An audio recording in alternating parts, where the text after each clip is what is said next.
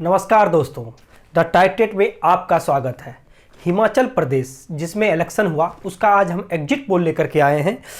2017 की बात करें, 2017 में बीजेपी 44 सीट जीत करके सरकार बनाई थी। उनको वोट प्रतिशत उस बार 48.8% मिला था। वहीं कांग्रेस 41.7% के साथ अपोजिशन की पार्टी बनी थी और उनको सिर्फ 21 सीट पर जीत दर्ज मिला था। इंडिपेंडेंट वहां पर 6.3% वोट मिले और 2 सीट पर वो जीत दर्ज किए थे। वहीं सीपीआईएम को 1 सीट मिला था। वहीं बीएसपी वहां पे भी चुनाव लड़ी थी सभी सीटों पे, लेकिन वहां पे 0 इनको सीट मिला। 2022 की बात करें, 2022 में विधानसभा हुए जिसमें वहां पर 67 से 68, कहीं पे 64, कहीं पे 61 इस तरह से पोलिंग हुए हैं। उसमें आज हम बारी बारी से विधानसभा के बारे में बताएंगे, किस विधानसभा में किसकी पल्ला भारी है, कौन जीत रहे हैं। तो सबसे पहले हम बात करते हैं सिराज की बात करें, यहाँ पर जयराम ठाकुर बीजेपी प्रत्याशी हार रहे हैं और यहाँ पर चेतन राम ठाकुर कांग्रेस प्रत्याशी जीत रहे हैं। यहाँ पर आम आदमी पार्टी, कांग्रेस और बीजेपी हर एक सीट पर अपना उम्मीदवार दिए हैं, लेकिन यहाँ पर जो उम्मीद किया जा रहा था आम आदमी पार्टी की स्थिति मजबूत, लेकिन फिलहाल जो दिख रहा है वोट प्रतिशत में आम आदमी पार्टी इजाफा किए हैं, लेकिन जीत में तब्दील होने में बहुत कम सीट पर यह जीत दर्ज किए हैं। तो उसके बाद हम दूसरे सीट पर चलते हैं, चुराह की बात करें तो यह सीट कांग्रेस के यशवंत सिंह खन्ना को जा रहा है। यहाँ पे भी बीजेपी जो उम्मीदवार हैं हंसराज, जो पिछले बार उम्मीदवारी जीते थे, वो हार रहे हैं। भरमौर की बात करें, जनक राज इस बार बीजेपी प्रत्याशी यहाँ से चुनाव जीत रहे हैं, कांग्रेस प्रत्याशी यहाँ पर चुनाव हार रहे हैं। आम आदमी पार्टी को यहाँ बहुत कम वोट मिले हैं। चंबा की बात करें, इंदिरा कपूर चुनाव हार रहे हैं, नीरज नयार चुनाव जीत रहे हैं जो कांग्रेस प्रत्याशी हैं। डलहौजी की बात करें, डीएस ठाकुर यहाँ पर चुनाव जीत रहे हैं, कांग्रेस प्रत्याशी यहाँ पर चुनाव हार रहे हैं। भटियार की बात करें, विक्रम जरियाल चुनाव जीत रहे हैं जो बीजेपी प्रत्याशी हैं और कांग्रेस और आम आदमी पार्टी यहाँ पर बुरी तरह से हार रहे हैं। नूरपुर की बात करें, नूरपुर से यहाँ पर रणवीर सिंह बीजेपी प्रत्याशी अच्छे खासे अंतर से कांग्रेस प्रत्याशी अजय महाजन को शिकस्त देंगे। इंदौर की बात करें, रीता दीमन जो कि अच्छे खासे अंतर से कांग्रेस प्रत्याशी से पीछे रह जाएंगे। यहाँ पर यह सीट मलेंद्र राजन जो कि कांग्रेस प्रत्याशी है उनको जा रहा है। ज्वाली की बात करें, संजय जी जो कि बीजेपी प्रत्याशी है चुनाव जीत रहे हैं, चंदन कुमार चुनाव हार रहे हैं। जयसिंहपुर की बात करें, रविंदर धीमन जो चुनाव जीत रहे हैं और यहाँ पर आम आदमी पार्टी प्रत्याशी नहीं दिए और कांग्रेस प्रत्याशी यहाँ पर दूसरे पोजीशन पर रहेंगे। सुलह की बात करें, विपिन सिंह परमार चुनाव जीत रहे हैं और यहाँ पर जो कि बीजेपी प्रत्याशी हैं और कांग्रेस प्रत्याशी यहाँ पर लगभग 10,000 वोटों से हार रहे हैं। नगरोटा की बात करें, अरुण कुमार मेहता यहाँ पर बीजेपी प्रत्याशी चुनाव जीत रहे हैं, रघुवीर सिंह बाली यहाँ पर कांग्रेस प्रत्याशी अच्छे खासे अंतर से चुनाव जीत रहे हैं। तो यहाँ पर जो नगरोटा है, अरुण कुमार मेहता चुनाव हार रहे हैं बीजेपी प्रत्याशी, कांग्रेस प्रत्याशी यहाँ पर चुनाव जीत रहे हैं। कांगड़ा की बात करें तो यहाँ पर पवन काजल जी चुनाव जीत रहे हैं। शाहपुर सरवीन चौधरी चुनाव जीत रहे हैं, बीजेपी प्रत्याशी हैं। धर्मशाला कांग्रेस प्रत्याशी सुधीर शर्मा चुनाव जीत रहे हैं। पालमपुर से त्रिलोक कपूर चुनाव जीत रहे हैं। बैजनाथ से मुल्खराज प्रेमी जो कि बीजेपी प्रत्याशी यहाँ से चुनाव जीत रहे हैं। लाहौल स्पीति की बात करें तो यहाँ से रवि ठाकुर बीजेपी कांग्रेस प्रत्याशी यहाँ पर चुनाव जीत रहे हैं। मनाली से भुवनेश्वर गौर चुनाव जीत रहे हैं जो कि कांग्रेस प्रत्याशी हैं। बीजेपी प्रत्याशी गोविंद सिंह ठाकुर को अच्छे खासे अंतर से मात देंगे। बंजार की बात करें तो कांग्रेस प्रत्याशी खीमी राम चुनाव जीत रहे हैं, बीजेपी प्रत्याशी यहाँ पे चुनाव हार रहे हैं। आनी की बात करें तो आनी लोकेंद्र कुमार चुनाव जीत रहे हैं। करसोग से महेश राज जो कि कांग्रेस प्रत्याशी है चुनाव जीत रहे हैं। सुंदरनगर से बात किया जाए तो राकेश जमवाल जो अच्छे खासे अंतर से आगे रहेंगे। नाचन से नरेश कुमार जो कांग्रेस प्रत्याशी हैं वह भी बीजेपी प्रत्याशी को शिकस्त देंगे।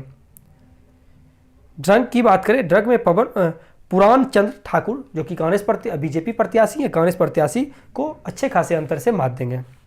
धर्मपुर से राजत ठाकुर जो कि बीजेपी प्रत्याशी हैं, अच्छे खासे अंतर से यह चुनाव जीत रहे हैं। इसके बाद अगर हम बात करें तो मंडी की बात करें तो अनिल शर्मा जो कि बीजेपी प्रत्याशी चुनाव जीत रहे हैं। बल्हा से बात करें तो इंद्र सिंह बीजेपी प्रत्याशी चुनाव जीत रहे हैं। सरकाघाट की बात करें, पवन कुमार कांग्रेस प्रत्याशी चुनाव हार रहे हैं, दलीप ठाकुर चुनाव जीत रहे हैं। भोरंज की बात करें तो अनिल धीमन जो कि चुनाव जीत रहे हैं।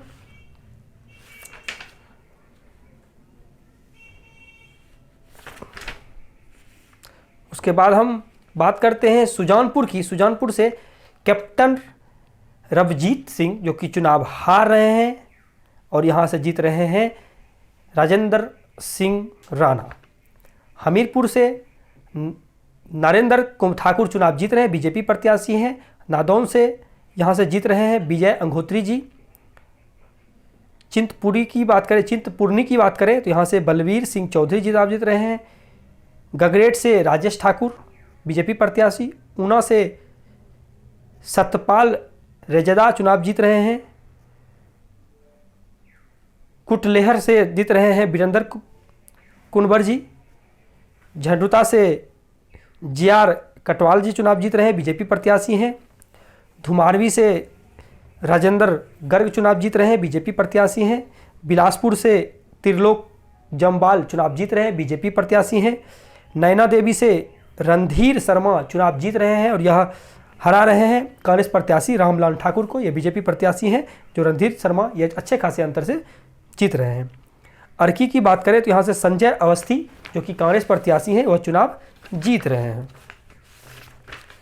उसके बाद अगर हम चलते हैं रोहडू की बात करें तो यहाँ से मोहनलाल बरकता जो कि कांग्रेस प्रत्याशी हैं वो चुनाव जीत रहे हैं। किन्नौर की बात करें, सूरत नेगी जो कि बीजेपी प्रत्याशी हैं वो अच्छे खासे अंतर से जगत सिंह नेगी को मात देंगे।